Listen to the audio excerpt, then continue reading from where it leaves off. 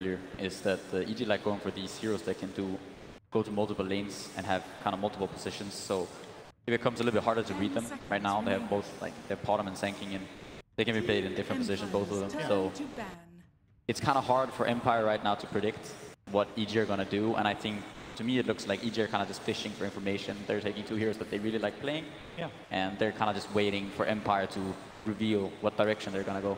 Yeah, I mean, Mirana, Universe and Sumeo both have played Mirana in this. I think Artura has also played it at some point. Oh, really? And I'm not sure if they have, I don't know if they've played ever Safe in bottom, but they used to be. They have. Yeah, they might have. So they can play it in almost all positions.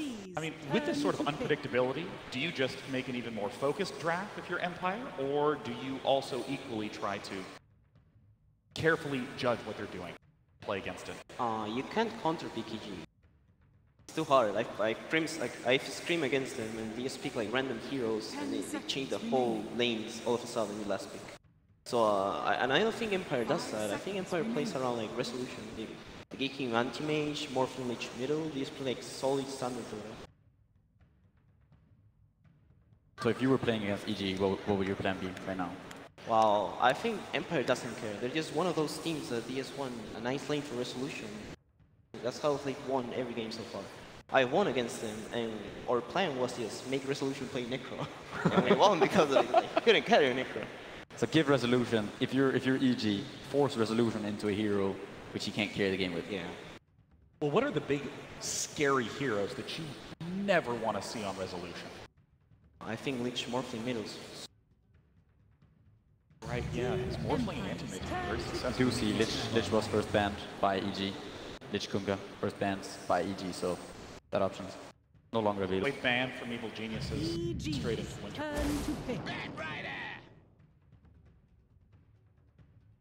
The Wyvern's pick's a little strange. It reminds me a little bit of the Razor pick that we saw today. It's like, it's good against some heroes, but it's not particularly good versus the heroes that they have right now. Also, they picked it into AA. I'm not sure why that is. In general, from my experience at least, Wyvern is one of the heroes that you pick when your enemy has a lot of kind of physical damage. A lot of summons. Yeah, a couple summons. You want to throw that ult out, maybe get a kill or save some people. But right now it looks like Empire's lineup consists of almost exclusively magic damage. But we'll see if maybe they have a plan with this Wyvern. Empire has also been turning towards PL a little bit more for Resolution. No, you like that hero a lot, Tomato? Dude, I love Phantom Lancer too. It's a nice anti-mage. What makes Anti-Mage so good against this Evil Genius lineup? Lack of lockdown. They only have like one reliable stun. Sanking stun. Arrow doesn't count. 10 seconds remaining. I mean, I suppose you could encase Anti-Mage with Winter Wyvern and fire an arrow away. I mean, technically that's a setup. Give him some free health though. Yeah, Anti-Mage is one of those heroes that go... it matches up pretty well with the PL. I think if you want to pick that Anti-Mage, you would want to do it last pick, and unfortunately they don't have the last pick. So yeah, they're going to go for Sven, which is kind of straight up. I mean, it's pretty clear. Sven is one of those heroes that deals very well with the Phantom Lancer. Oh yeah, the great cleave from Sven dealing area damage. Phantom Lancer summoning a billion Phantoms that die instantly. And even from Team Empire, just looking across the board, there's great AoE. Really nice team fight opportunities available to them. I don't think you can really have too much though versus PL. I think some of the teams have been picking Timbersaw a lot also versus PL, which I think is pretty good here. Doesn't really care about Wyvern too much. It seems like a bit of a tough PL game. The Batrider, Sven, and Shaker are all heroes that are pretty good at dealing with this hero. Shaker's like the main counter to PL. I'm surprised they picked PL as a team first because. I'm thinking that EG, I'm curious if they're gonna throw another core, like sort of a scaling hero out for Universe, or what they're going for. Another hero that we could see potentially is the Enigma, as there's no real good way of dealing with that Enigma BKB Black Hole for Empire, and it is a hero that Universe likes to play. At this point, looking at the Evil Geniuses lineup, what do they need? They get the last pick. Obviously, they're going to be able to wait to see what Empire's last pick is. What is Evil Geniuses really fundamentally lacking? I like Enigma, like, 10 there's seconds no counter like Empire can pick. He's gonna have a nice lane to So yeah, I think next one. I think it round up the lineup pretty well because like they have late game and deal suspend pretty well. Because like PL's not gonna deal suspend, neither does Mirana. And then Enigma Black Hole and Midnight Pulse. In terms of final bans, Outworld Devourer. Team Empire's turn to pick. Oh, Enigma banned out. Nice read. I mean, we'd expect at this point, you know, pretty clear who's going to be playing who on Team Empire. Evil Geniuses, Sumail on Mirana mid, Phantom Lancer, RTZ, and then Wyvern Sand King. Well, see, that's where EG can kind of go multiple ways. I'm not saying that's... Yeah, exactly. It's not necessarily that that's not what they're going to do, but it's just that they have options. So basically, they get to see the last pick of Empire, and then they get to choose kind of which matchups do we want? Which of our heroes match up the best against theirs? It looks like Empire are going to pick their mid hero last, unless this is an Earthshaker mid. Ember Spirit. Ember Spirit. Very explosive and damage. Can be a little fragile at times, but has an unbelievable ability to escape situations. Seems like a tough game for a PL to kind of carry in. You got this, Phantom Lancer. I believe in you. 10 seconds remaining. Don't listen to this PyCat guy that predicted Team Liquid's last game perfectly. 5 seconds remaining. The question is if they have invested too much into countering this PL, because EG have a lot of, I mean, they have 4 other heroes, and if you sometimes when you go all in too much on one hero trying to counter it, you forget a little bit about the others. Last pick. Who are you thinking, Merlene? Oh, so the main role spot that we're talking about was thinking Mirana. The question is now whether they want Mirana mid or whether they want it support. Not particularly sure which favor at the Mirana right now. yeah, Mirana and Poker. Now, as always, who the hell is playing who? Sumail mid, Invoker certainly, RTZ Phantom Lancer. Universe will be on the Mirana this game, which means Crit and Zai. Wyvern and Sand King. Of course, Team Empire. Expected players on expected heroes. It's time for game 1 of our final series of the day. Both teams face elimination. It's EG versus Empire. Take it away, casters. Elimination games always bring in the biggest pressure. EG, no strangers to this. Team Empire, well, they are maybe a little bit more stranger to it, but Resolution, no stranger to the main stage here at TI, being in the grand final before, even though not a victor. Yeah, he made a really big name for himself last year, and so far he's been really delivering in the tournament. In a way, it's strange that when we talk about Team Empire, we put so much highlight on the player who's actually team official. I would like to talk a little bit more about the other players. Like everyone keeps talking about this Resolution show, but you have to think about, okay, if you're bringing in a stand-in and you had a carry player like Chappie who's very adept at a set of heroes. Resolution maybe has other heroes he shines on. You bring in this stand-in, it's oftentimes a better strategy for a team that brings in a new player to build around him and utilize the 4 core that you already have in your team to give him a good game, rather than expect him to completely adapt to the team's playstyle. So I think it's very natural for Empire, when the stand-in is a carry player, that they try to set him up for success, especially when it's such a capable player as Resolution, who is mechanically regarded as one of the absolute best in his position. But that doesn't belittle any of his teammates. Like Empire have held their own on all of their players, and we've seen standout performances from every player. Looking over to EG, they looked a bit, I guess they looked a bit shaky, I want to say, against NewBee. They had some moments of brilliance and just some moments of very unusual lack of coordination and bad play calls that we don't expect out of EG. It's that moment when you wish that Universe video went just one extra TI further, so we could look back at like they said, like, oh, we want to get that loss against CDEC out of our head and just move on. And the same kind of thing may have had to happen. They were really leading in game 1 against NewBee, and then caught on their own shoelaces in the mid lane fight. Sean was bringing up that 15-minute Disruptor ultimate. It did so much work. They have to reset, think about it again, and try and start in a good foot. And a good way to do that is having Zai coming to contest the rune. You're looking for the Burrow Strike. It's going to go onto Resolution. Maposhka is here. Can't do much, though. When Universe connects with the arrow, Resolution needs a life. Turns for a storm bomb with the sound. Right! Sumail hits the money! Not only will he take room, but he'll take the first blood. And this is a dangerous thing. You do not feed a Sumail Invoker. Invoker has had very varying results, I want to say, in this tournament. There's been some Invoker performances that really fell flat, and other games he looked good, but on average, this hasn't been a great Invoker tournament, I would say. So very important for this hero to get a head start. You see Empire immediately trying to counteract it. Roger on the Shaker is just going to run in and be annoying to Sumail. Actually, Sumail needs to take care of his career. That he does. All good. Roger was just hovering around. It's the vision, Crit as well as Zai. You talk about like Invoker not having a great time in mid. They're waiting for Roger to initiate. All of Walk underneath the Observer and Sentry. Already the Sunstrike again on the money. Roger needs to be more damaged. The Fissure connects on 2. He's into the trees. 3 HP he drops down to, but into the safety of the tier 1 tower. The Earthshaker will survive, revealing the gank on the mid lane. And the thing is, when you're rotating 2 supports together like this for the first full minute, they were waiting a long time in the tree line for Crit's Arctic Burn to be available again. This gave a lot of space on the other lanes. If these if these kills fail, it gives a lot of space to Empire. You can already see that they're taking some advantage. Even with all this pressure they tried to put mid, the Ember Spirit is having a good time since he wasn't the one being gone on.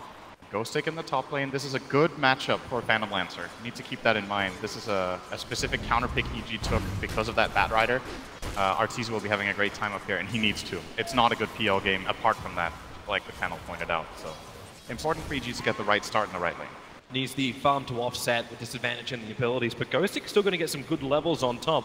So as long as Arteezy doesn't kill him off, then it's still going to be a win, but Arteezy is still going to be very willing to fight him underneath the tower.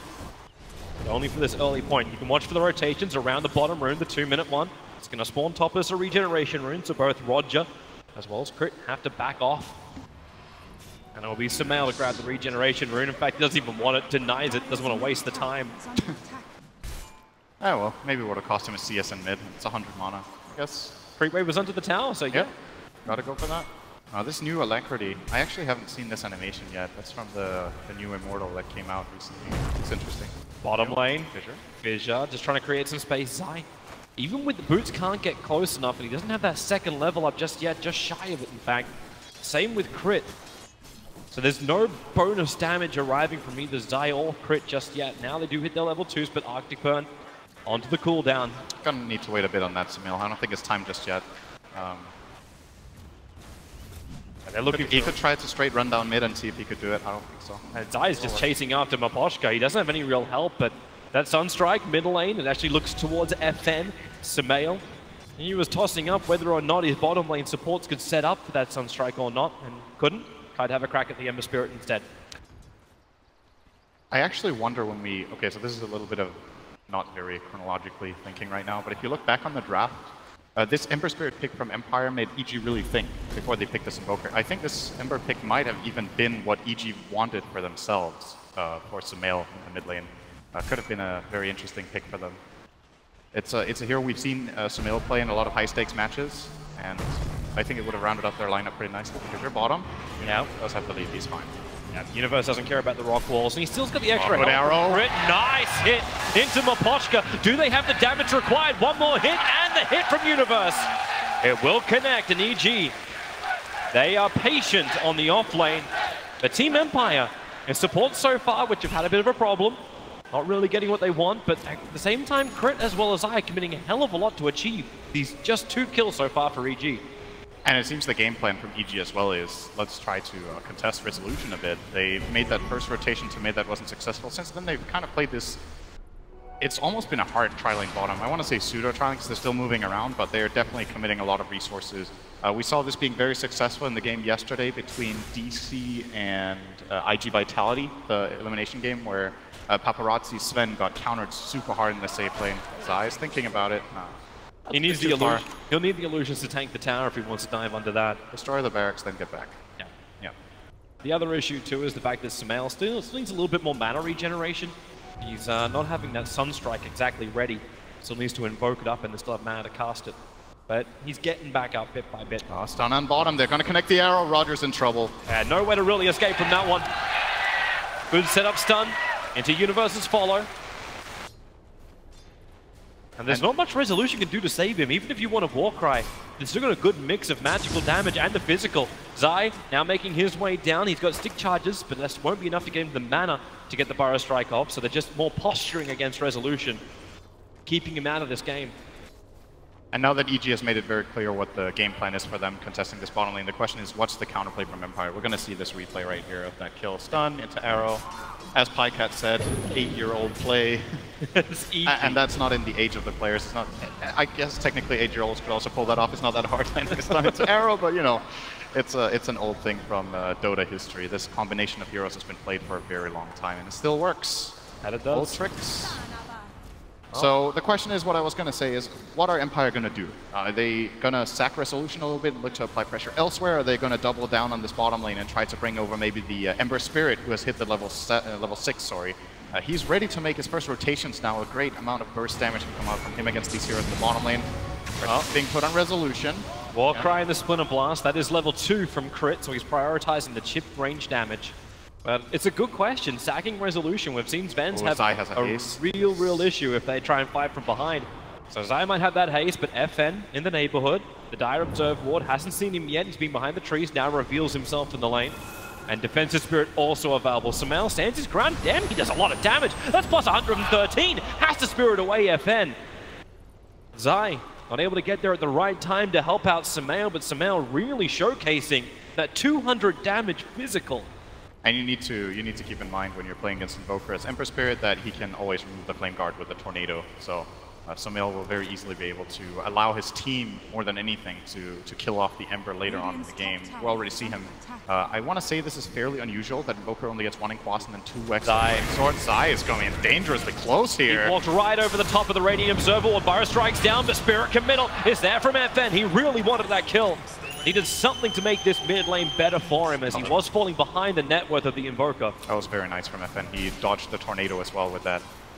Activate Fire Remnant, he jumped across the NATO into the kill and gets out afterwards. You're right.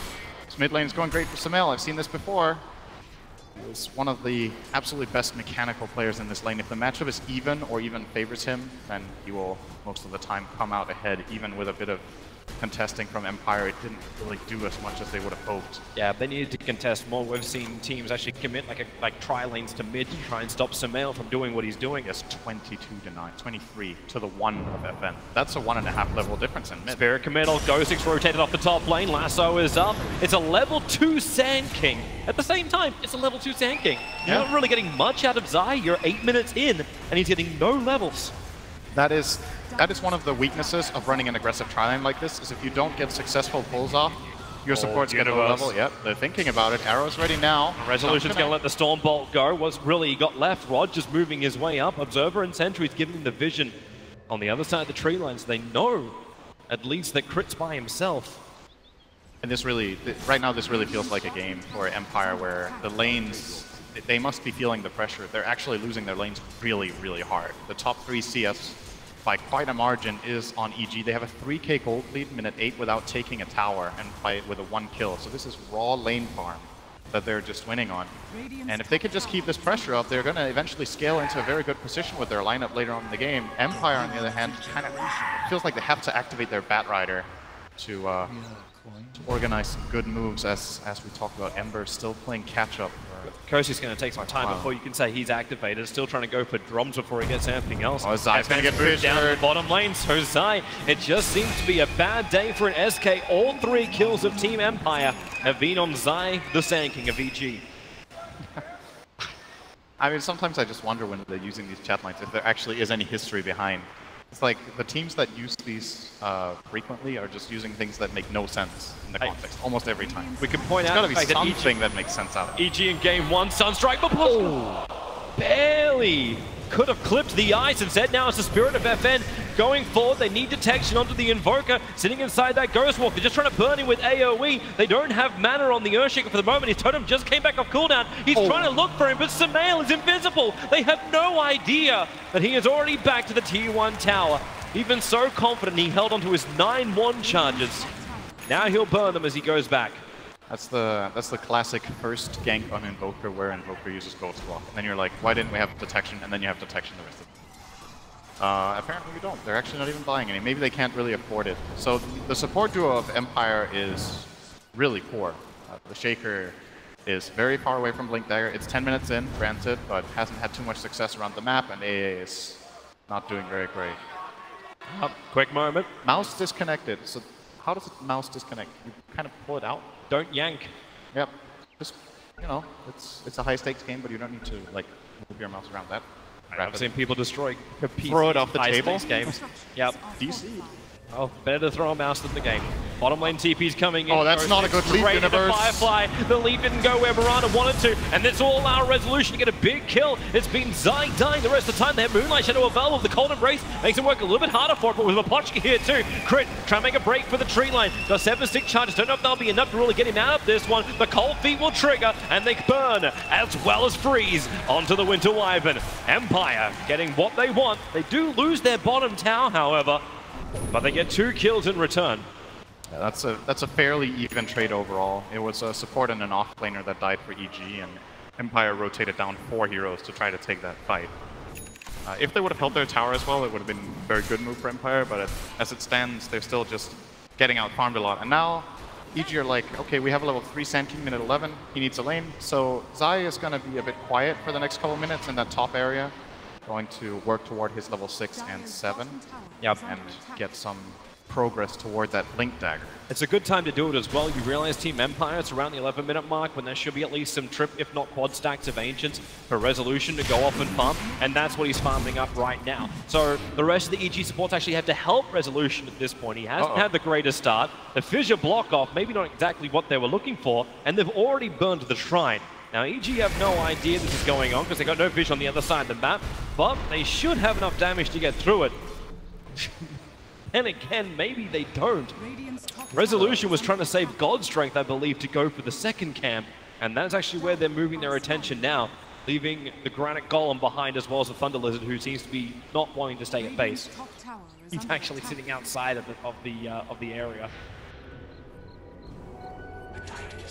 What else have we got coming out? So AA is almost level 6. It's a very integral part of the Empire lineup, being able to counter the Winter Wyvern. As the panel pointed out, very strange in a way that EG chose to pick Wyvern in this game into the heroes that Empire were showing at the time. But with this Ice Blast, they can very easily set up kills that... Ember is one of those heroes where you're usually in a situation where you're just lacking that little bit of extra to get that core kill. Most of the time you can solo supports, but cores will get away with like 200-300 HP. You can combine those level 4 chains into an Ice Blast, and all of a sudden this Ember feels like he can kill almost any hero on the map. Resolution's finally taking a stack at the moment, and well, if the Ember wants to be involved in the kill, they'll have to move pretty quickly and also find some regeneration. It's the 3-man smoke up from Empire. Their observer was watching Crit as well as Universe come up the hill, but instead they want the bigger one. They want to kill off Arteezy, and they're able to do so. He died. Ice Blast and Echo Slam, something AG was specialist at a previous TI. Oh, Universe is going to get Mapochka here. Double damage rune.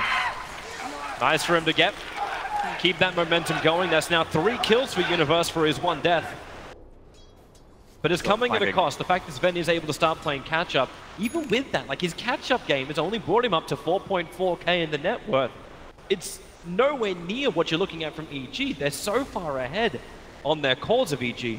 It's strange when you look at the CS numbers, and it feels like EG should be further ahead on net worth and experience than they are, but the game is still fairly even. It's a 1k experience lead. The 3,000 gold is definitely substantial, but this game is easily within reach for Team Empire if they set up any of their good team fights. Their lineup is incredible at fighting. One thing that neither lineup is particularly good at is pushing towers, and that could lead into this type of game where the important fights start happening minute 30. And if you have a farmed Sven, you know how that often goes. Empire definitely have the tools later. Right now, EG are still in good control though. As both those heroes, it's like the first phase Ancient Apparition pickup.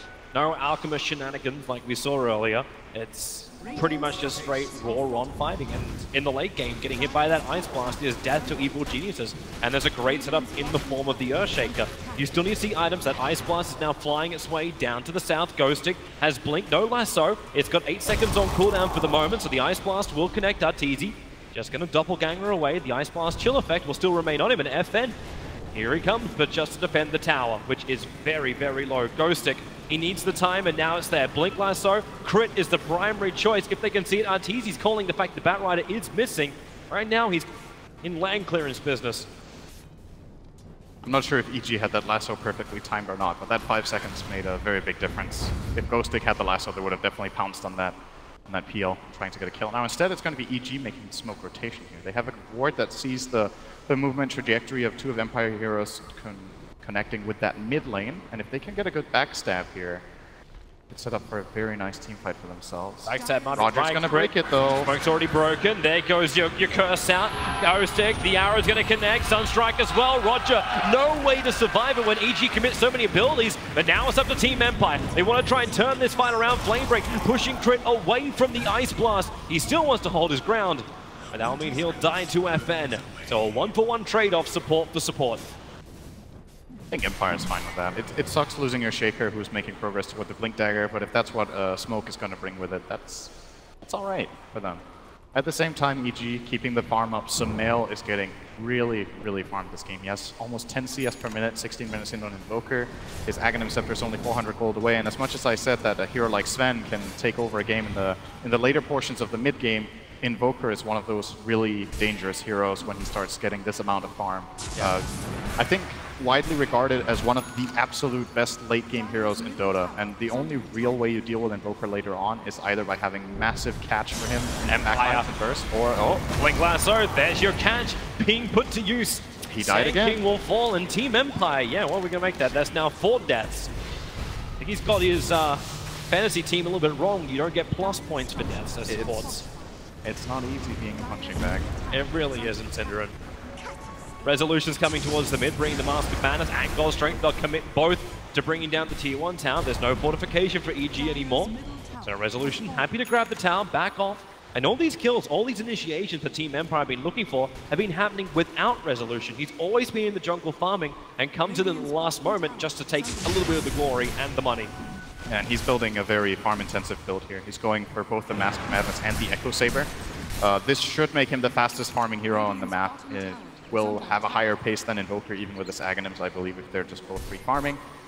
He's definitely moving faster than Arteezy. Like Arteezy, after that kill on bottom lane, kind of slowed down a little bit with his progression. It's just the nature of Phantom Lancer when you go for this build. If you want to really farm fast with Phantom Lancer, I think the first item you go for is Boots of Travel. I think overall it is faster than the Diffusal build-up. Either that or you get a Yasha. But Arteezy is going for the hybrid build that can also fight if it comes to that, if it's necessary.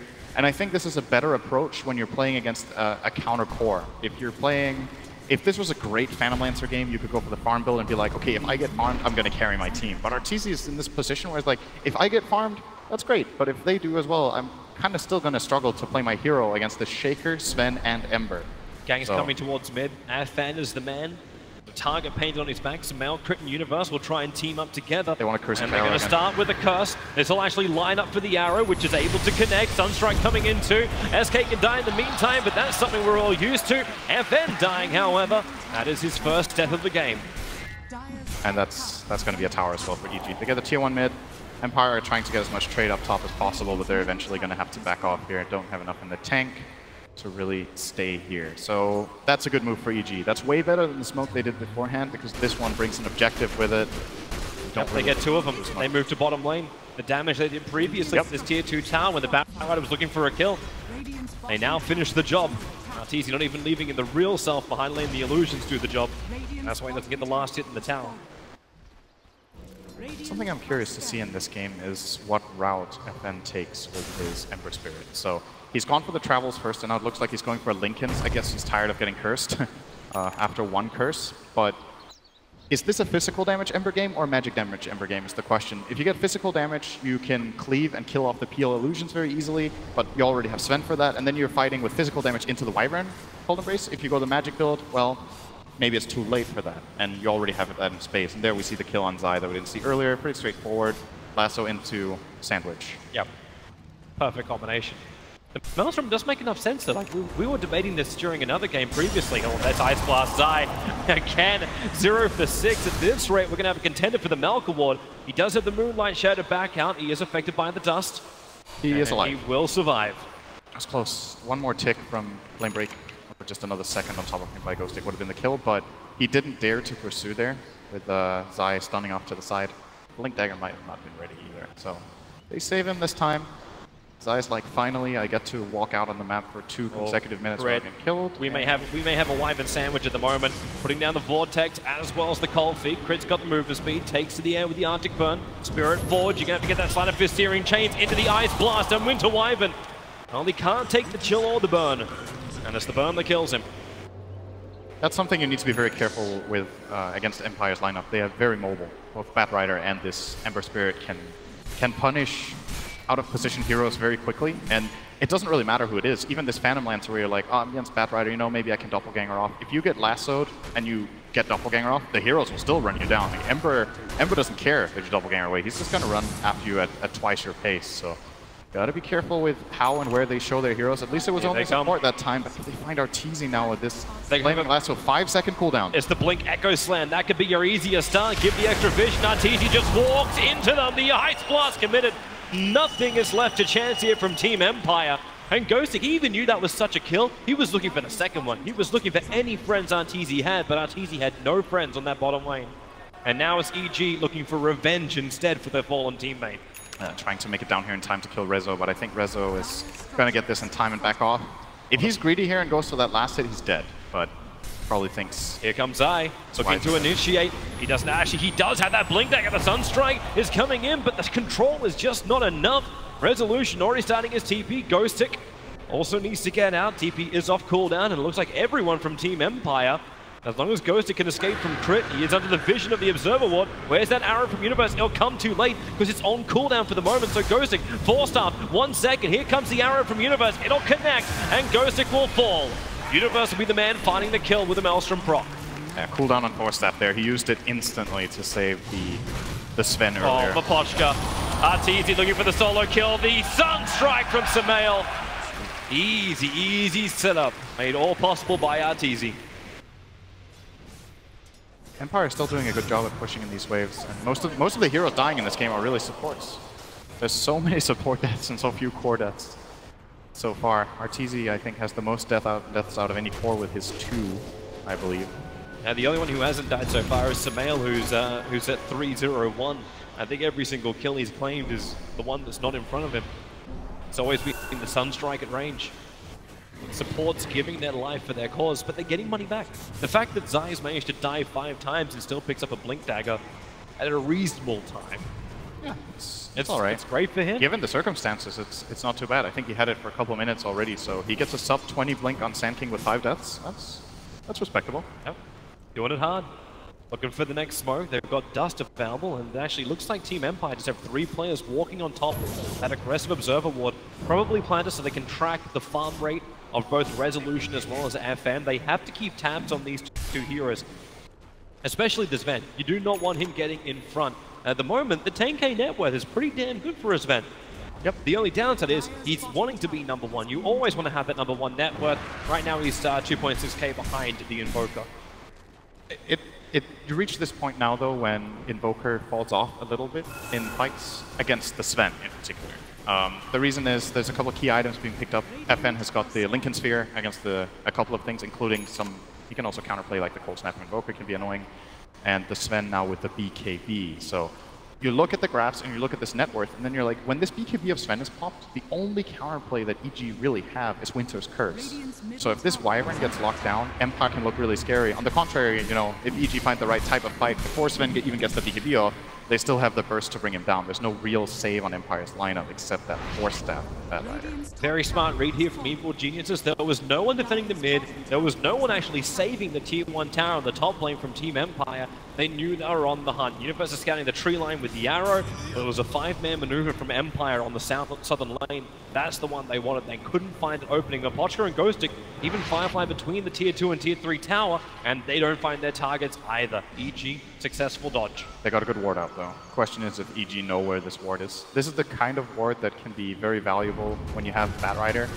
You get deep vision into the enemy jungle, so you get to see movement patterns.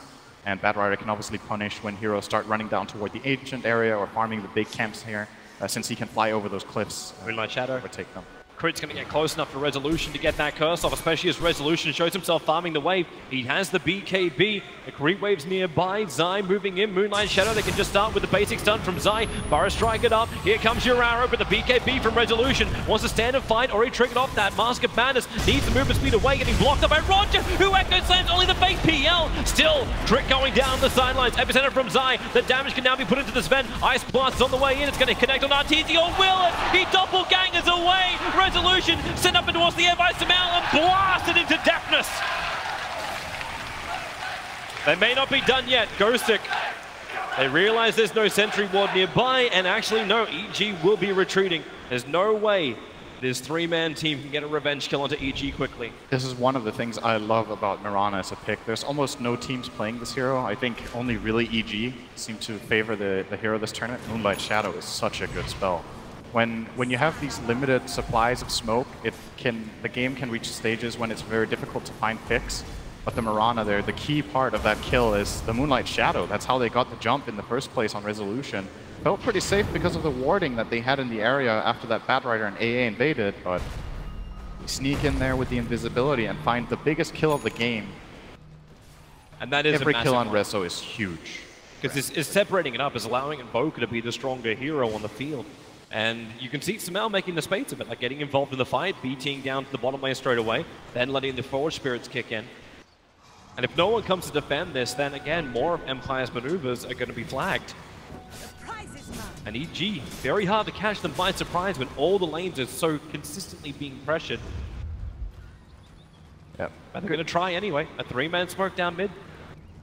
This is a good smoke in my opinion. It's got it's hard to read. It's a Lincoln Sphere though. They have to blink in, use the Force Star to trigger off the Lincoln Sphere. Now they can keep the lasso up. Ice Blast will connect. They have to keep Samael there, and they're able to do so. Samael with 70 seconds on the sideline. Because he pulled up the full Lincoln Sphere. Even the Fish are catching out Zai. A quick dusting. They don't want to hide anywhere. Burrow Strike's available, but Zai, now he gets it. But FN waiting with open blades behind the tier 2 tower. Gives back-to-back kills for Team Empire. Textbook smoke. They showed Resolution in the bottom lane. I think they showed a hero in the top lane as well, and the remaining 3 heroes look for Samael. It's a kind of risky play, because if EG read this movement and they're on backup behind Samael with defensive heroes, that could have turned into a great counterplay. But they make it hard for EG to at least read what's going on. EG have their vision in the top area of the map, and therefore have no idea what was coming their way. And that's a big play from Empire. 2 kills, one of them on Samael's Invoker, his first death. They get a tier 2, and Rezo, he's not done yet. Yeah, he's going to come up. He's still got a little bit more of that God Strength timing. At least force a reaction out from Evil Geniuses. Now he's done. He got it from the Arctic Burn. The spirits are actually bringing crit down to half of his life. But no one's TPing out to the shrine. They're all coming home. 200 damage on the tier 3. Actually, almost 300. It's something I've noticed about Resolution in this tournament, is that he seems to have a very, very good understanding of how far he can go. And that's why it's very interesting for me to see him dying to this Moonlight Shadow, because that might be the one time in this game where he didn't really have the correct read on what was happening, because you need to be a bit deceitful to trick Resolution to catch him off guard. And then he's been having exceptional reads. In his Faceless Void game that we saw yesterday, also just phenomenal reads. Oh, crit, he is dead. Ice Blast, and Roger Moposhka teaming up together beautifully. They played that very, very patiently. They're just letting the creep wave do its thing, and eventually Crit just came out feeling maybe he had the safety, but there's no vision for them on the bottom lane at all. In fact, both of the observe wards from EG, one of them's about to time out on top of their jungle rune, and the other one sitting in front of where the tier 1 tower used to be of Empire. And they don't see enough from this to really let them know where Empire's moving. So maybe a new smoke ward mission coming up from EG shortly. Could be, or in the Moonlight Shadow. 45 seconds on that one. But look at the graphs, man. This is a change of pace. EG had these like good 5 minutes, and now they've had 5 bad minutes. Everything on that graph is green, and the experience is pulled in the advantage of Empire already, and it's only a 1k gold lead now for EG. So Empire with a couple good moves have put themselves in a good position now. Question is, how do they transition? Looks like FN will be going for the magic build.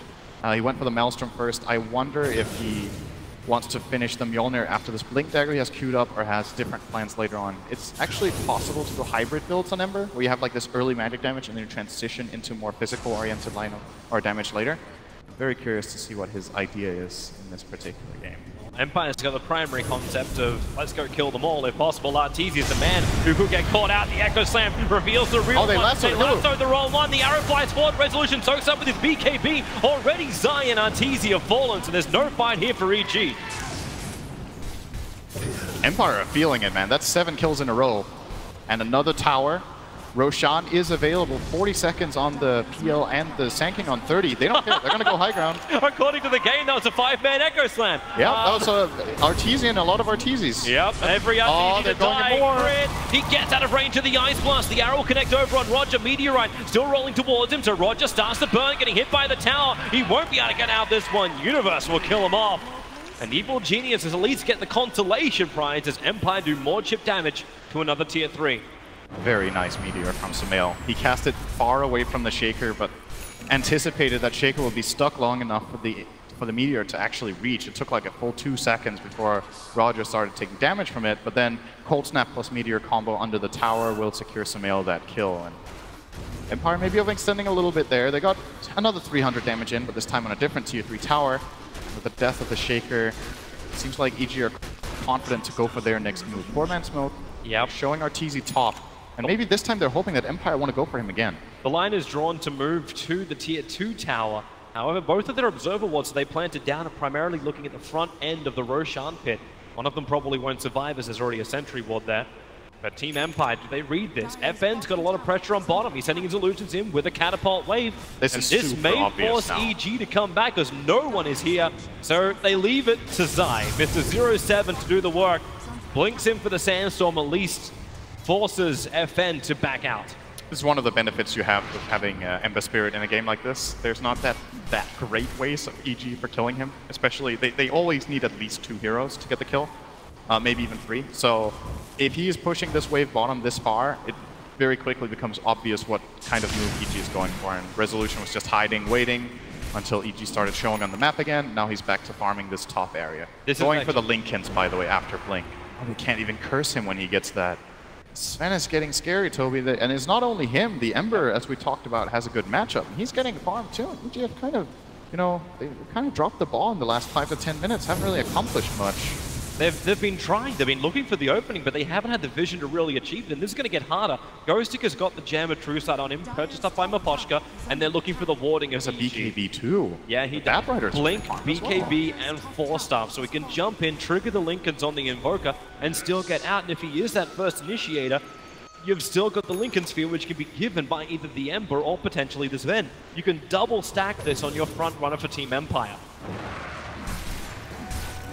This should be wait, did he just... He used okay, no, he walked over the top of an observer ward and didn't kill it. Oh. Goes back and then remembers himself. EG need to keep an eye out for Roshan now. They need to have a feeling. This is the Radiant team that has good pushed out waves. They have God Strength. Should be able to kill Roshan pretty easily. The Sven can obviously solo it at this point. I hate to tell you though, they can't keep an observer ward. When you've got a Batrider around there, they just lost their 2 new observer wards they planted, and Crit's only got 1 more left in his infantry at the moment. It's very difficult for EG to establish vision. And Sumail just walked underneath the observer ward. Ghostic may believe, he's not close enough for it. He's feeling it, but can't get it. Sumail playing it safe here. He's gonna Alacrity his Forge Spirits, and Resolution is gonna munch them up very easily. Actually, he's gonna lose quite a bit of mana here. Yeah, got to get rid of those PL illusions, making sure they don't just keep copying on him. So he has to turn and fight him. They dealt a lot of damage because of that minus armor from the Forges. Look at these observer wards as well. So good from Team Empire. Even if EG feels like they've found one of them, they're not going to get both. It's too much of commitment for the supports, and Resolution's going to start up on Roshan. Meanwhile, FN attacking into the bottom. Zai and Arteezy can't get the initiation off, so FN quickly back out again. The Sunstrike scouts out the fact that Roshan is being done. Resolution and Roger are going to be joined by FN inside the pit. Can EG get there in time? The Moonlight Shadow, they're trying to run forward. In comes Zai, goes for the Burrow Strike, just near the target. Resolution killing on Vegas the Immortal, snatched out by Zai. Resolution killed him with a cleave. Now they want to get back out this one. Goes to with the BKB, isolated in the middle of 5 heroes. Space created by Roger. Blinks down his side, blinks up to try and find him. They're trying to disengage, but Poshka won't be so lucky. Arteezy is all over him like a hot rash, blocking him in the corner with all the rest of the Arteezy 5-man team. And they may try now, EG, to gain something on the map for the first time in 20 minutes. Split-second decision there from Zai, just going for it. He blinks in, gets the stun. Actually, he didn't even stun the Sven. The Sven got the BKB up very quickly, but I thought he was Resolution. dead. So this is one of those moments where having 6 slots at this point in time, Rezo wants to have all his items on him, because if the fight breaks out a little bit earlier, he needs all of his items available. But when Roche is about to drop, you want to swap an item, and we're going to see Here it it right is now. again. So Zai goes in. Rezo currently has 6 dodged items. it too. He currently has 6 items in his inventory, so he can't pick it up. Yes, the stun on Zai doesn't get the kill, and now Zai has already taken it. He swaps in the Mask of Madness to try and get it. Rezo's like, you know, Yeah, it's one of those difficult moments because you need to move the mouse down there and move that item into your backpack, and it takes time, and Zai's just faster because he already prepared a slot. The 0-7 SK that hits 0 stuns because the slide. Oh, mid lane, we don't have time for that. Big kill! Mid-Focus gone, the Ice Blast is flying in. Does have buyback. But this should be forced maybe by Empire here. Yep, they're coming. FN's already arrived. Defensive Spirit, they can start chipping away at the building. Defending is not easy right now for EG without that Invoker. He is their primary defense. Of course, there's other spells that are annoying to deal with, such as Splinter Blast, Starstorm, PL Swarm. But the thing is, if Empire don't want to push, this is at least a full minute of complete map control. They can push out all the waves, force EG to camp inside their base once again. These core picks are extremely important. Sumail has now died twice. It's been a long time since the last kill on him, but they're just as important every time. Yeah, spacing it out, and it's more and more money. Was Resolution who found it, so more cash coming the way to Sven, who's looking for a Bloodthorn. As the BKBs get lower, they'll become more and more effective. At the moment, Sumail still holding his 10-second BKB. And you got another one on the way from Universe, so this is going to make it 2 BKBs. Obviously, the Phantom Lancer does not want to build into this. He was actually looking at the Skadi originally, but now he switched his mind and is going for the Lincoln Sphere. Honestly, I'm wondering if you want to get one. Crit, get out of there. The cold feet, the Ice Blast, it is just too much. FN jumps right on top of him, and Arteezy, he actually big it. Roger! Hits the 2-man! Perfect hit! FN will now get a double kill, and EG retreat, retreat, retreat! Oh no, Arteezy actually completed that TP. I can't believe he went in for that. Crit was already completely dead. The Invoker was still dead. There's no way Evil Geniuses are able to retaliate in this fight. And just, this is a really greedy TP that gets immediately punished. Now Empire with 3 deaths. This time they're going to try to do some structural damage for sure. They're coming for the bottom lane. The mid lane is going to push in. It may get close enough to turn off that backdoor regeneration. For now, here comes Resolution. Beat the tower. Arrow flies forward. He'll just walk to the side. Already Lincoln Sphere being triggered on him. But they take the tier 3 tower. This will open up the shrines. And Empire are happy with that. They're not going to force the issue much further than FN chipping the mid tier 3 tower. But they're back. They got the objective and they hold the lead. And let's actually see it from Arteezy, from the perspective here in the mid. So Crit is already dead. And now Arteezy completes this TP. Has to try and disengage, immediately caught out, and this is 2 nice kills. He even stacks up with Zai. Just, it's a bit reminiscent of EG's games against NewBee yesterday, where EG are off to a good start, their lanes are going well, and this later on in the mid game, it's just like things start falling apart. They're not finding the moves, they're making these key mistakes where they're out of position, and Empire are just pouncing on them with these very mobile and fast heroes that just kill them too quickly.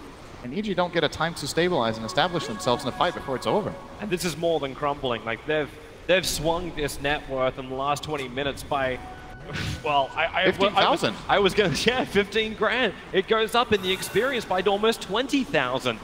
It's not a minor swing. Definitely isn't. And it's at this point you start wondering for EG. Okay, the BKB on the Mirana is very close, as you mentioned. The BKB on Sumail is completed. Do you actually need to get a BKB on PL? You don't want to, but honestly, how is Arteezy going to play these fights? If he goes in, there's so many things he needs to worry about. If he gets a BKB, he can at least limit the options that Empire have. Okay, then they can't really counter him with Shaker anymore. The AA is not so scary. He can't get Sven stunned. He can't get messed with by the Ember Spirit, who has a magic damage build. You know, it's like, it sucks. You can still get lassoed, and you can still get killed by Sven, but is it better or worse than the alternative, which is building a lot of stats and then you're countered by everything? Now there's even a Bloodthorn on this Sven of Resolution, so even more value in the BKB. He does have the Manta, of course, but if that's already used, now Sven can single-handedly just slam him in one stun. He's 39 minutes in and already very happy with all 6 items in his slots. Ghostic, very happy to find this pickup. It's Arteezy, the Ice Blast chilled in, FN. Even adding a Spirit for good measure, but Arteezy down for 65 seconds. Buyback is available, but the bottom lane continues to remain under siege. And this is getting very, very difficult for EG. this is the game you want to step up. You know, this is the game on the big stage, and Ghostic is maybe playing his best game of the tournament. His Bat Rider in this game has been outstanding. 5-1 on 11, has found so many openings, has been able to not only find the openings, but also assist Miposhka in the warding missions where they've gotten the intel that they needed to make the kills successful later on. And EG just seems like a completely choked out team with no control of the map. Here comes Resolution. That's actually Godstrength being committed to kill off 2 Forge Spirits, but I think he realized he doesn't have a creep wave.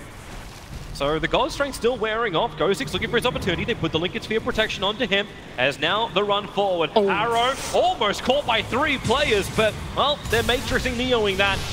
Beating into the melee racks. Where's this defense from Evil Geniuses? Samel burns his BKB nice and early, looking for the kill onto Roger, but the force-up gets him out of range of the Sunstrike.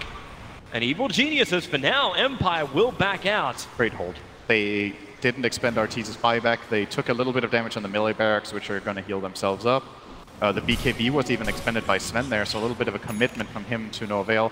Oh, all right, Samel also used his BKB, so you could call that a draw perhaps, but under the circumstances of being 5-on-4 in their own base, EG are probably happy that they didn't end up having to lose either a buyback or a barracks. It's the fact that Samel takes his BKB to a 9-second while Resolution's burning his so much, he's already down to 5.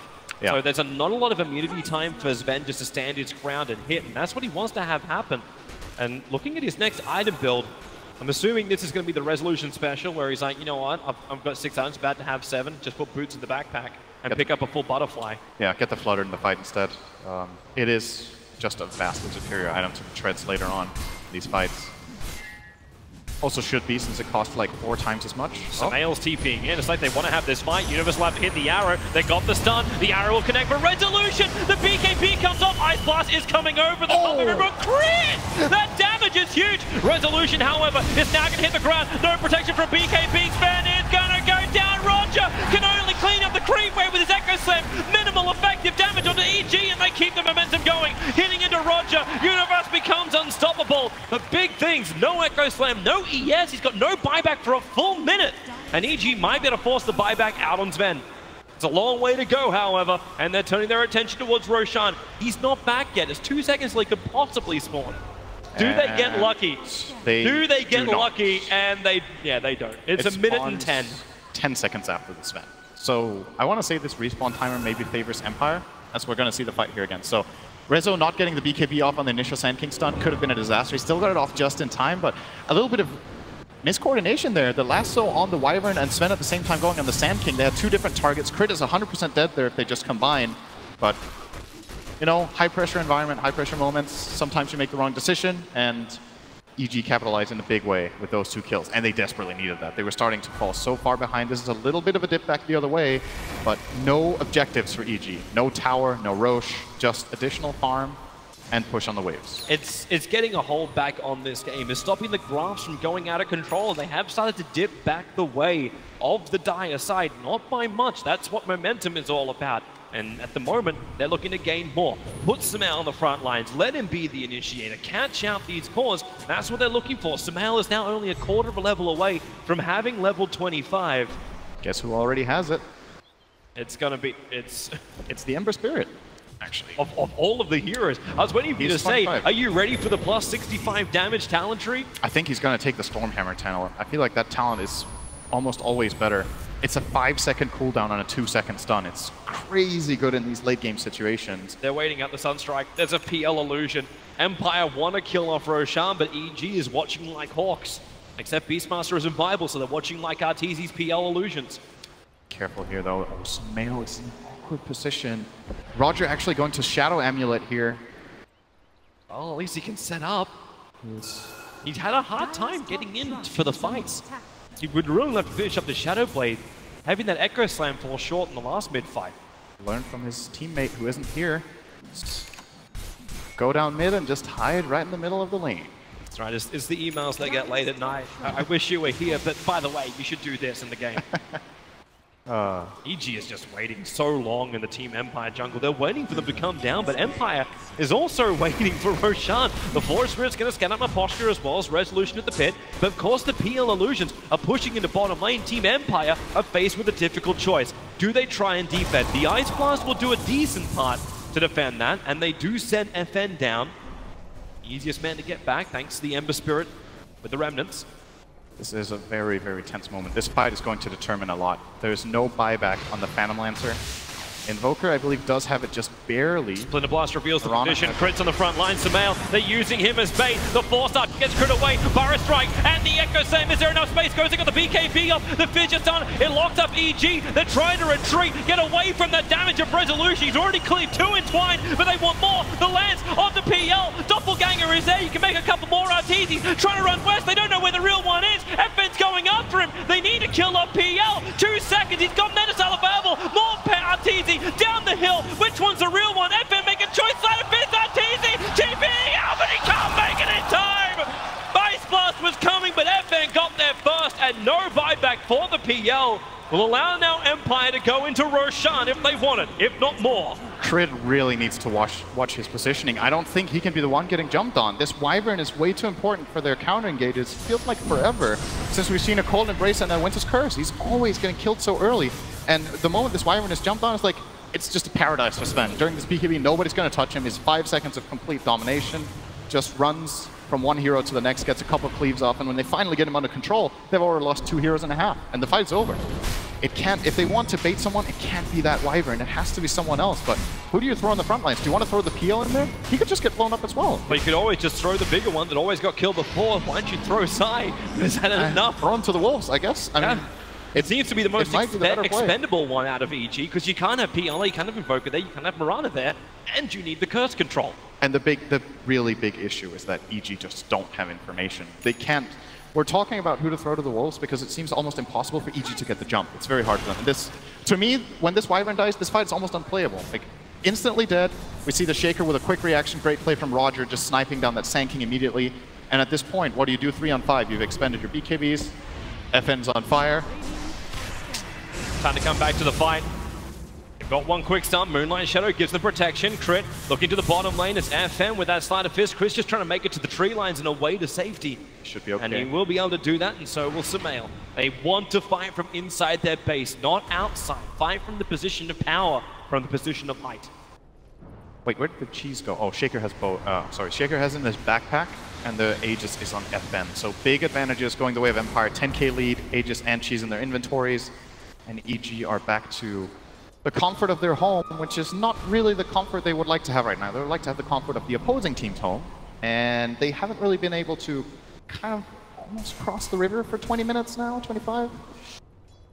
It is a really difficult game. This is Batrider paradise. He's actually, in my opinion, uncountered in this game. And we've seen so many Batrider games where if you don't have that Batrider counter, he seems to take over games. You could say, in a way, Cold Embrace is a counter, but just not against this lineup, man. If you Cold Embrace someone, they're still in a lot of trouble. So much magic damage from Empire.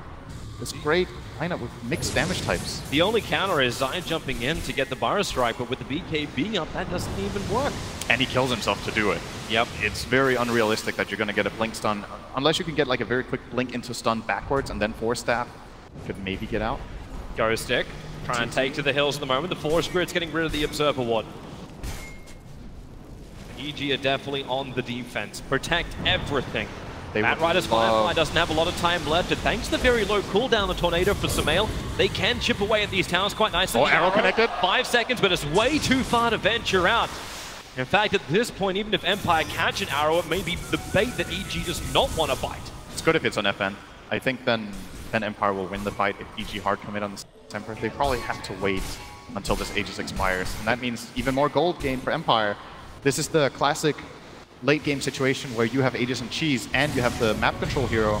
EG just are going to get massively out-farmed. Look at FN's confidence just going into the enemy base, clearing up the creep wave, jumping out, just keeping EG completely at bay. And the way I see it, the best play EG can possibly pull off is trying to bait Batrider to lasso a fake PL. That would be the start of a good fight for them, but Ghostic just isn't taking it. Sumail, maybe they find a moment. RTZ's up here, Ghostic blinks away. Diffuser Blade already slowed him down, but Sumail, they're actually backing off. You talked about fear. Like, you've got confidence from FN, and you've got this living fear from EG. Anywhere outside the base is not safe. That's just not the way to start that kill either. You can't start it with the diffusal blade from PL. It has to be the Invoker with an instant damage sword. Oh, Resolution, he's inside the base looking for that opening. Samael, as well as Rez, do burn both their BKBs, Blink Fire Strike. They do find Ghosting. This is a nice target for Searing Chain. Zai may not have the life for it. Sunstrike coming down. The damage is negligible, and Roger, he controls Samael on the backlines. Now the curse is out. It holds the Earthshaker. Deafening Blast means no real damage is being done to him. This fight split off into multiple parts. Universe is actually doing the damage with the Maelstrom, but Searing chained up. He will fall down as well. There's more RTDs to continue the fight, but they do not see Roger. He sees everybody else. A 2-for-2 trade-off. But the initiation is gone. The BKBs are burnt. Roger able to grab that Empire gem and then get back out. That would have been a big win for EG if they recovered the Gem of Empire. Even trading 2-for-2 like that would have been very nice. But yeah, they bring it back, and will probably, as a result, keep controlling the map as they have. Very important to note, though, this Sven is starting to struggle a little bit. I'm wondering if Resolution is thinking about going for a Refresh Rob instead. Oh, he's just thinking about killing Crit, but he doesn't have vision. Whoops.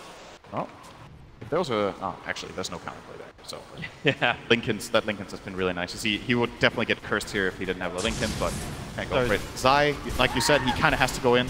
Good Cold Embrace, but it's not enough. Empire, FN has the damage. It was enough. That curse was important. Yeah, Samael needed to be freed for that fight. It's from both sides this time around. Like, EG got what we were talking about. They had Zai being able to get that initiation stun that EG can then move around. And the problem was then created by Roger onto Samael, but Winter Wyvern did his job. The Cold Embrace, he didn't make it easy for Team Empire to grab one kill and move on to the next. That's what happened in the mid-fight, where you had Resolution just swing down onto Crit, move on to another target that's already half low, and then just push everybody else of EG back again. Yeah. It's crucial that this BKB usage from Sven doesn't net kills. If they can avoid that, then they're kind of playing 5 on 4.5, I would say, after. Like, it's not like Sven can't do anything, but he's getting very controlled by all of this lockdown, especially from Samael. So the scary part for EG is, what if Empire get the jump? If they get the jump, Sven comes in with a BKB and has a target, it gets dangerous very fast. Again, Wyvern's positioning is crucial, and the big difference this time is he's able to cast spells. Resolution now has the butterfly on him, and he's going Refresher Orb as the next item. Yeah, there we go. Double the BKB. That's what he needed. Double the silence. As I was saying, maybe getting it over Butterfly would have been a good choice as well, but he wants both. Yep. And he doesn't really have much reason to worry that he won't be able to farm them both. Right. If Empire want, they have like this iron grip on the map for quite a while, kind of keeping EG in the stranglehold inside of their base for, it seems like, an eternity now. And this is when you start wondering, you think back on the group stage, how many games have Empire had like this? Yesterday they had the game against Cloud9 for over an hour. They were way further ahead in that one. It felt like almost impossible for Cloud9 to win that game. This game is winnable for EG. It definitely feels winnable, but it's hard.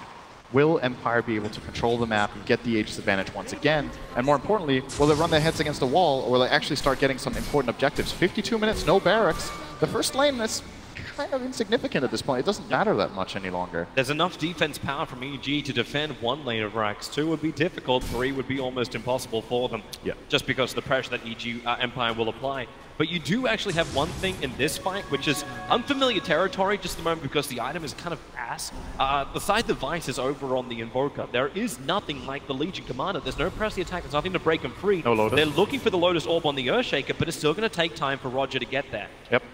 It's a big item for a while. Yeah. He still needs to play around the Linkens, though. The 2 Linkens on both Ember and Sven. Stick.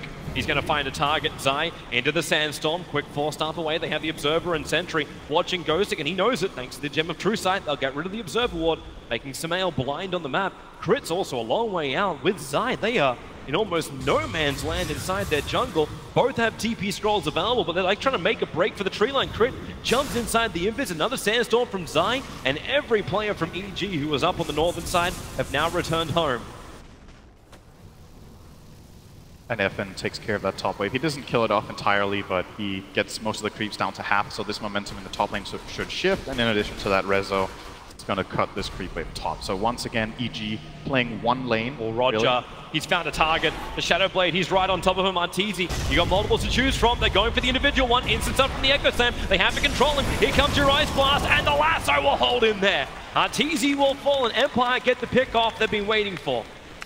And they may get more Resolutions ready for the mid lane. Universe has BKB. Resolution can go for the short range hit. That's exactly what he does. Not only does he get the Orchid off, he gets the Storm Bolt. Before there's a BKB counter. Ouch. And Universe is gone. Both have buyback. I like watching big crits. It's also why I like watching PA games. It's a very rewarding thing to see. Boom.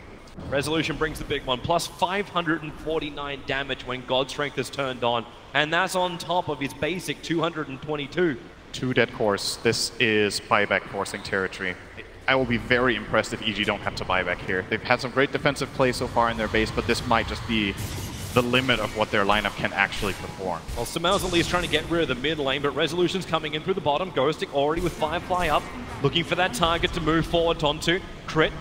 That's a Splinter Blast, forces Resolution to blink himself further away. The melee ranks under siege, fortifications available. But you got 37 seconds until they're back up, and FN is taking the tier 3 tower up on top. They baited Samel up. Where is that control? Empire, they are leaving. You got to buy back out from Arteezy. And do they regroup and go back in again for the Mirana one? It doesn't look like it. 20 seconds is too long, is too short a time. Oh, you get Roche.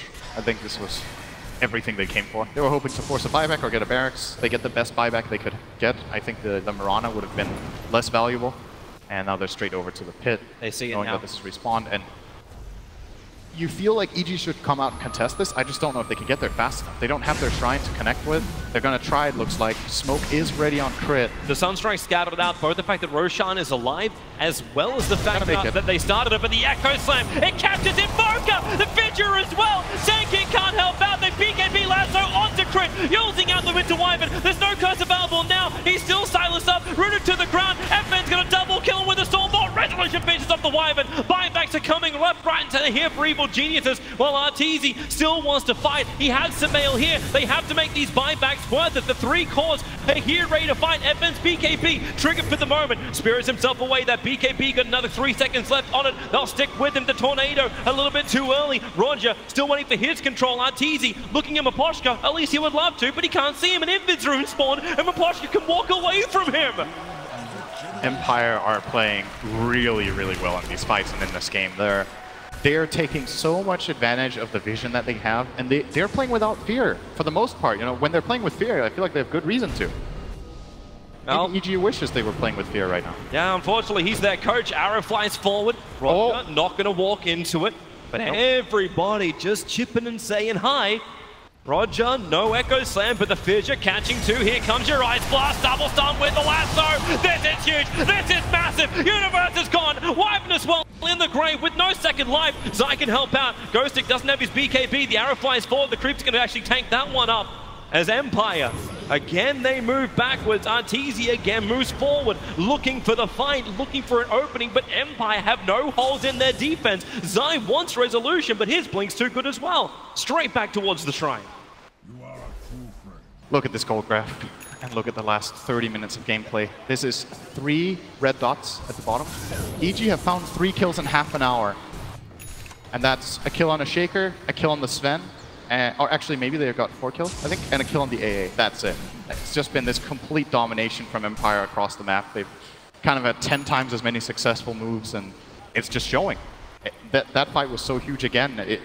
They don't get objectives, but they kind of... Was that 3 buybacks that were expended from EG? I think the Phantom Lancer expended his on the defense. The Mirana used her buyback. Samel used his buyback to try to take that fight. Did Zai also buyback? No, he did not. No, the supports don't have that luxury. Everyone else has a buyback going 5 minutes or more.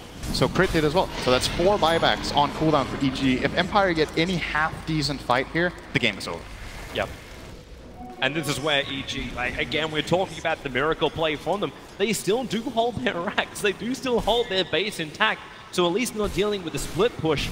Like, real problem that Empire can give if they have momentum in a wave. Instead, they just send FN into the other lane when they were attacking the top tier 3 tower. That's why it's only got 184 HP. The bottom lane is exposed. So Team Empire will crack a racks with this push. The question is, how much does it cost them to do it, if anything? And they're going to smoke. They're moving closer. 5 heroes all grouped up. They want an opening. They have no vision inside the EG base at the moment. No God Strength for 20, so this is a little bit of a weaker resolution right now. Zai's on the retreat. Firefly, it doesn't see in deep enough. They put down the Observe Ward. Now they do see the SK. And while Blink Lasso, they got crit. He doesn't have buyback. He needs to get this curse off. The Glimmer Cape hiding Invis, but where's your curse? The silence lasts too long. It was the Bloodthorn of Resolution doing the work. Blink Burrow Strike trying to catch out the ES. Remember, that Echo Slam is a problem, but not if he doesn't have the mana for it. Roger going to be brought down by Arteezy. Mid lane still being attacked. The Hex over on FN, as well as the EMP burn if they can get rid of his mana. Not enough of it. He still has a 2k mana pull, but the Burrow Strike catching Ghosting. EG, they're chipping and they're getting sort of opportunities, but no big kills just yet. Resolution! Oh my God! Outside! Mercy, mercy, please! FN wants more as well, but he's got no mana. Arteezy, well, freeze yourself in time and space. The Cold Feet will latch. Resolution's back. So is the Bat Rider with the BKB. Resolution wants to kill on Universe. He's trying to close the distance. Universe, no leap. Silence up. That may be enough. The Shrine can't do the work. FN under the cover of the BKB. Right on top of Samael. Yules send him up towards the BKB from Samael. But the physical damage is penetrating the immunity while he's being lassoed up. This is a slaughter fest. It's a Westworld killing spree at the moment. Empire will take the mid lane out. FN wants more. Arteezy trying to defend it. The curse is out. Resolution, he's your friend. Oh, Don't nice kill your force friend. there. He pushes him away. And now the cleave goes to work. It's good game. It's done. Resolution, Empire, they take game one against Evil Geniuses in the lower bracket of TI. Damn, they looked really good that game. That's scary, man. That's a team that has grown a lot since the early group stage. Very, very impressive. And EG at the same time, this is their third consecutive loss at the main stage. We saw a similar situation from Team Liquid. They pulled it back afterwards, after that loss against Team Secret. We're gonna need to see something similar here from Evil Geniuses, where they just reset, start playing with more confidence. They once again have this, it's like there's this mental block at some point in the game. In this game, I think it's very understandable because they're playing without vision against a team with more information and the control is really favoring Empire, but there seems to be like this mental block at some point where EG's moves just stop working. Yeah, and I'm wondering if that also comes down to their draft. It looked like the things just, like, their timings didn't synergize in the Team Empire lineup. I think the panel said it, like, why don't they just focus on what they do good? And they did that very, very well. They had the perfect initiation. They had the stuns. They had the instant stuns control into the big team fight controllers, plus your global, plus your heavy physical damage. The Empire lineup just synergized beautifully to a point where it didn't look like there was a clear, easy answer from EG. And now they have to look for the answer. And everyone is talking about Rezo, you know, but this game for me, FN and Ghostic came up really, really big. Gotta highlight those two players for this. Yeah, fantastic performance from them. Team Empire, 1 series up.